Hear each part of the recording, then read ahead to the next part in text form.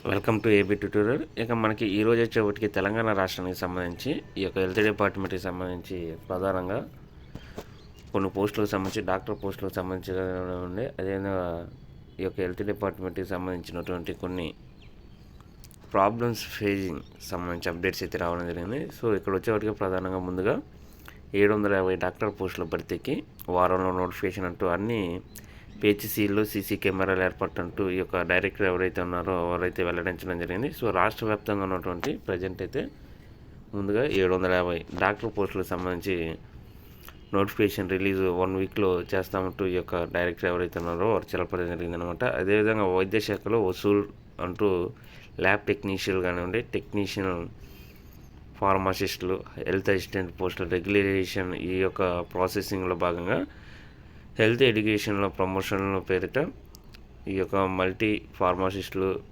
HA పోస్టులకు సంబంధించి లక్షల్లో వసూలు చేస్తున్నట్టు ఇక్కడ మనకి ప్రధాన కొన్ని అప్డేట్స్ అయితే రావడం జరిగిందనమాట.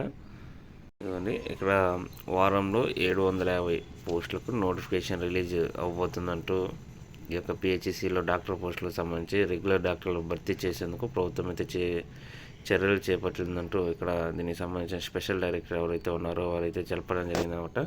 సో ఈ యొక్క డ్యూటీస్కి సంబంధించి మొత్తం ఎన్ని రకాల వైద్య సేవలకు సంబంధించి కూడా ఆయన మొత్తం అయితే వీటిని పల్లె బస్తీ దవాఖానాల్లో ఎంబీబీఎస్ డాక్టర్ నియమించినట్లు వీరైతే క్లియర్గా చెప్పడం జరిగింది. అదేవిధంగా 60 సంవత్సరాలు పైబడిన కూడా ఈ యొక్క కోవిడ్ బూస్టర్కి సంబంధించి వ్యాక్సిన్ తీసుకోవాలంటూ కూడా చెప్పడం జరిగిందనమాట. ఇక మనకి ఇదిగోండి హెల్త్ డిపార్ట్మెంట్కి సంబంధించి రెగ్యులైజేషన్ ప్రమోషన్స్ పేరిట కలెక్షన్లు ఎల్టీ ఫార్మసిస్టులు హెచ్ఏ పోస్టులో లక్షలు వసూలు చేయాలని టార్గెట్ అంటూ ఈ యొక్క ప్రమోషన్స్కి సంబంధించి హెల్త్ డిపార్ట్మెంట్లో ప్రధానంగా అనమాట.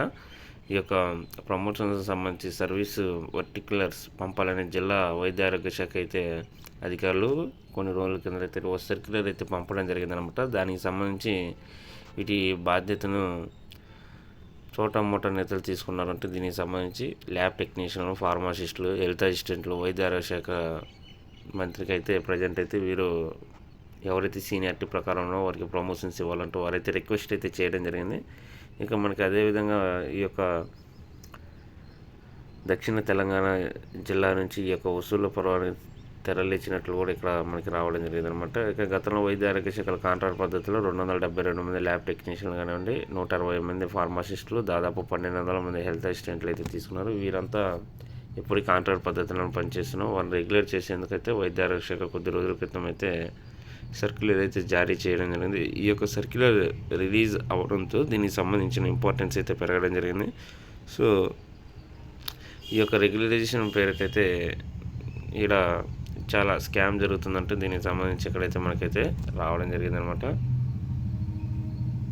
750 డాక్టర్ పోస్టులు త్వరలో ప్రాథమిక ఆరోగ్య కేంద్రాల బలోపేతం, పిహెచ్సిల ఆరోగ్యశ్రీ సేవలు అందుబాటులోకి ప్రజావారీ శాఖ డైరెక్టర్ శ్రీనివాసరావు అంటూ ఇక్కడ రావడం జరిగింది. సో అదేవిధంగా మనం ఈ యొక్క మున్సిపాలిటీకి సంబంధించి కూడా ప్రీవియస్ వీడియోస్లో కూడా చెప్పడం జరిగింది. ఉద్యోగాల భర్తీ అక్రమాలపై విచారణకు ఆదేశం అంటూ ఈ యొక్క నిర్మల్ కలెక్టర్ ఉత్తర్వులు అంటూ పిహెచ్సి వర్కర్ల భర్తీతో అవకతవకలు జరిగినట్లు ఆరోపణలు అంటూ ఈ యొక్క మంత్రి ఎవరైతే ఉన్నారో కల్వల ఇంద్రకరణ్ రెడ్డి గారు అయితే దీనికి సంబంధించి స్టేట్మెంట్ అయితే ఇవ్వడం జరిగిందనమాట. ఎందుకంటే రీసెంట్గా ఈ యొక్క నిర్మల్ మున్సిపాలిటీలో 44 పబ్లిక్ హెల్త్ వర్కర్ ఉద్యోగాల భర్తీలో ఈ యొక్క అక్రమాలు జరిగాయంటూ మంత్రి దీనికి సంబంధించిన ఆరోపణలు రావడంతో మంత్రి గారు అయితే ఆదేశాలు జారీ చేయడం జరిగింది. దీనిపై ఒక కమిటీ వేయాలంటూ.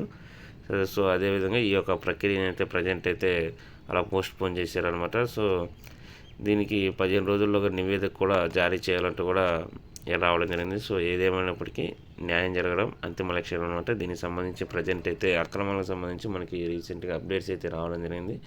దీనిపై రెస్పాండ్ అవ్వడంతో ప్రజెంట్ అయితే ఒక కమిటీ అయితే వేయడం జరిగిందనమాట. ఫైనల్గా ఎవరైతే దీనికి ఎలిజిబుల్ ఉంటారో వాళ్ళకే సరైన న్యాయం జరగాలంటే ఇక్కడ రావడం జరిగిందనమాట. సో ఇది తెలంగాణ రాష్ట్రానికి సంబంధించి ప్రధానంగా హెల్త్ డిపార్ట్మెంట్కి సంబంధించినటువంటి అప్డేట్స్ అనమాట. ఇలాంటి మరిన్ని లేటెస్ట్ అప్డేట్స్ కోసం ఈ యొక్క ఛానల్ని లైక్ చేయండి, షేర్ చేయండి, సబ్స్క్రైబ్ చేయండి. Thank you.